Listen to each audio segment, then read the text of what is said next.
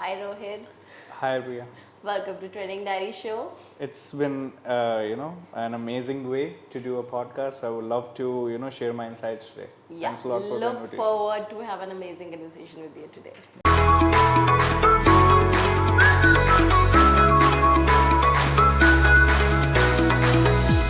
So Rohit, to start with, first I'm curious to know, take us to your formative years. What have made you to the person you are today? What are the incidents? What are the experience? What are the learnings that has contributed so far to the life you're living and the things you're doing today? Well, Priya, the question is amazing. The one thing that I'll say here is, and the most important thing that most people don't realize is failure. I am who I am today because of failure. I have failed a lot. Since the beginning, when I started 5, 6 years ago, while I was in college, um, I was running a society. I wasn't even sure that I could be a co-founder of that society, but I did become a co-founder. And then, since then, college politics came in between, all these things, and you are the president of a society, which is an entrepreneurship society, by the way. So, not the political. So, uh, in those formative years, if I have to say, I've learned a lot. I've learned how to deal with people. I've learned to how to manage people. I've done all to lead people as well. So I have failed a lot, but in all those failures, I've learned a lot too. So if I have to say the one thing that has made me who I am is failure. I have failed a lot more than people will see and on social media. They can only see the success, if you say.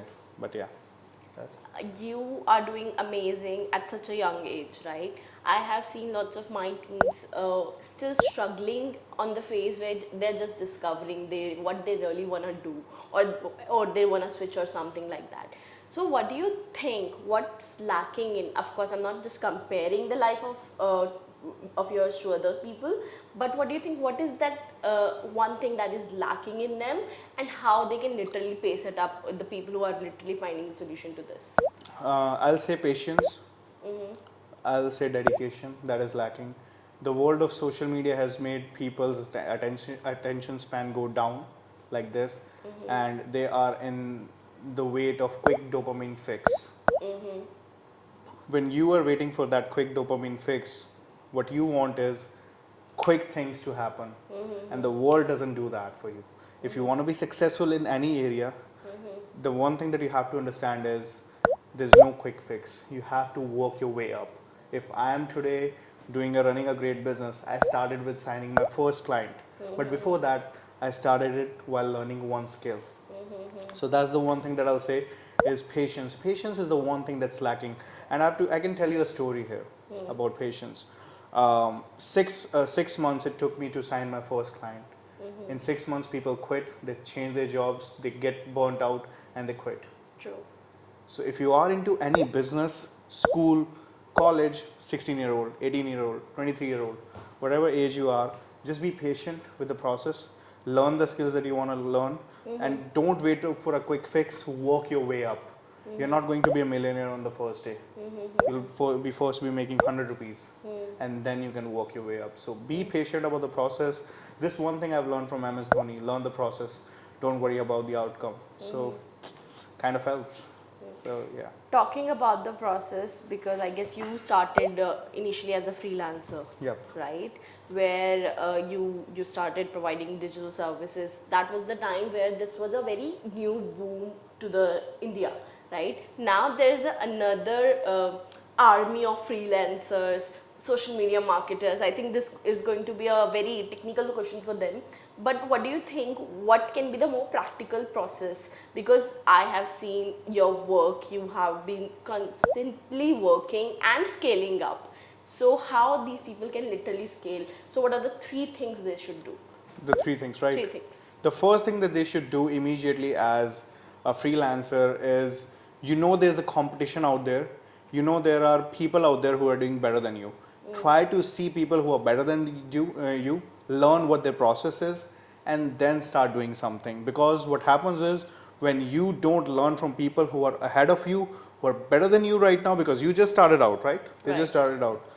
Then what will happen is you'll fail, and when you'll fail, you'll get demotivated. So first, try to see someone who's better than you. Second thing that they should do immediately, not just see people who are better than you.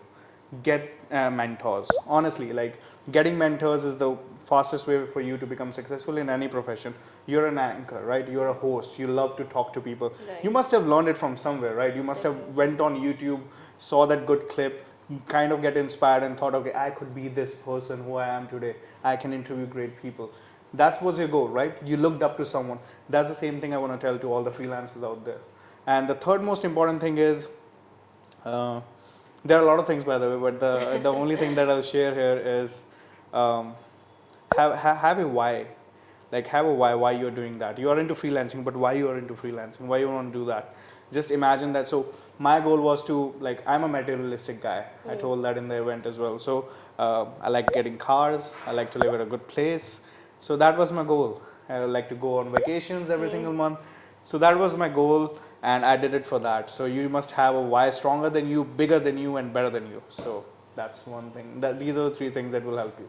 I really appreciate this particular thing when you know openly said that I am a materialistic person. I am someone who loves to earn money, and actually everyone does, to be honest. But not every person comes and claims that I'm doing it for money. They give you 100 other reasons, but money. So how do you think how the new generation can talk more openly about money to their clients, to their peers? How does that happen? यार मैं एक सच बताऊँ यहाँ पे, I have to tell you a truth. यार जब तुम्हारे बरगद में कभी वो नहीं हो सकती मेहनत, तो अगर आपके पास कुछ था नहीं ना, और फिर अगर आपके पास आने लग जाता है, that is the biggest motivation for you. Right. So अगर आप छोटी सी जगह से आ रहे हो, छोटे से शहर से आ रहे हो, the biggest thing that you want is comfort lifestyle when you see bigger people. So मैंने वो देखा मूवीज़ में बहुत फैंटेसाइज किया, सोचा कि अरे हो सकता है मेरा काम नहीं हो सकता, and it was at those times I felt कि I can do it as well. I can go for the kill. So शर्म मत करो भाई, सच बताओ. Honestly, you have to tell the truth to yourself. First, be truthful to yourself. No matter if people hate you for that. Like I have been hated for what I do. Like I don't want fans, I don't want haters. No one wants that, right? सबको fame चाहिए, सबको लोग चाहिए ऐसे कि जो उनको पास, like there are people who don't like my opinion. Right. But what matters to me that I am truthful to myself. When I go back, I see myself in the mirror and I can say I'm not lying to myself. That's why I say the truth. 99% of people, what they do is they do it for money. Yes, passion comes in there, but you start it to first fill your own belly. And you can only help others if you help yourself first. People who do charity out there have already given themselves the most. Then they do charity out there. Right. Fill your own cup first and then overspill. Yep. And don't go into this rubbish thing of, oh, I want to create an impact and stuff like that. Dude, be realistic. First you want to make money, first you want to fill your belly, and then you want to impact the world. Let's be true to yourself. That's it. This reminds me when you said that, coming from small cities, they've recently published an article on TOI that, how the new wave of entrepreneurs, creators is coming not from tier 1 cities. It's not just from Bombay or Delhi. It's from the most remote places of the world, giving your example as well. Actually, I'll say I'm from the tier 1 city. I'm from Gurugram, but yeah, you look up to people who are better than you. But now there's a whole... At the time I was born, Gurgaon was nothing, by the way. Yes. So, yeah, it was a gaon though. Yeah, 20 साल पहले तो जंगल था ना. Okay, now coming to another segment, let's talk more on the relationship part. Oh my God, the sparks are gonna fly. Yeah. Yeah.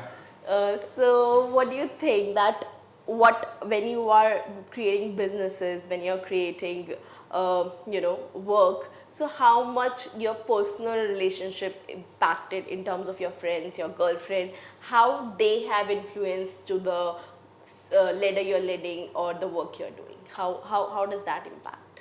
Yep, two things here. First thing is, your friend list gets lower and lower when you are at a certain point, when you are following your circle. The list of friends that you have keeps getting small when you are starting out. Okay, then comes the second phase. You're becoming a little bit successful. Then a lot of people message you back. Okay, yeah, what you're doing these days, and they want to know. And in the third stage, when you're ultra successful, they want to know how you do it. That's the truth. It has happened to me. It is happening to me right now. I'm a prime example for that. So this will happen. Don't be afraid of it. It's a good thing at the end of the day. They want to learn from you. They have been with you it is a lot less about यार वो मेरे साथ तब नहीं थे जब मैं successful नहीं था, stuff like that, and it is a lot more about that you are setting an example not only to yourself but to the people who are looking up to you. So there are now people who are looking up to you.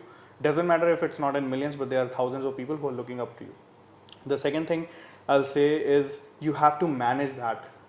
You have to respect those people, but you don't have to keep wasting your time on all those things. You have to remember why you started. You have to go back to your purpose. I have to say this, for a man, purpose is the most important. For a woman, it's more about nurturing. For a man, it's more about your purpose. That's how we have evolved, right?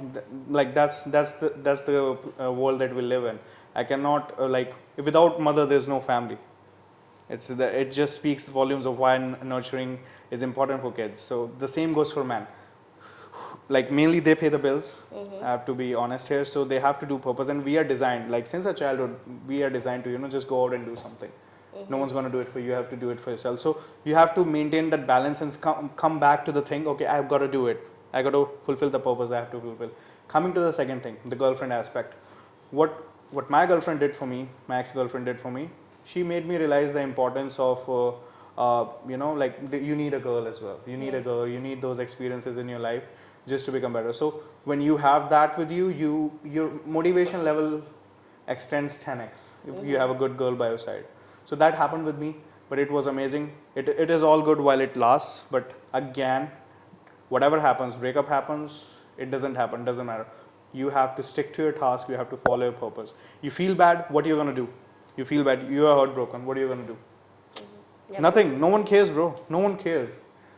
The only people that will care is your family and your close friends. So just for yourself, just the sake of your sanity, go to mountains if you want to go, take a breather, come back and follow your purpose again. That's why I'm saying, whatever relationships you are in, always come back to your purpose, because that's the thing that's filling your belly, and that's the thing that's going to impact your life. As an individual, this made me more curious to, as an individual, what kind of people you would like to surround it by? Initially when you said that your circle becomes even smaller. Initially at a mid phase, you just want to surround it by the best of the people who are going to support you. So what are the 2 or 3 features that you think that's what I really want in my circle, in my family, in my relationship, or in my anything who are around you? The one thing that I want in my circle is people who have the values that I have, who are kind of doing something big in their life. Like the circle that I have, all of them are doing some sort of business or a job, but who are trying extra, right?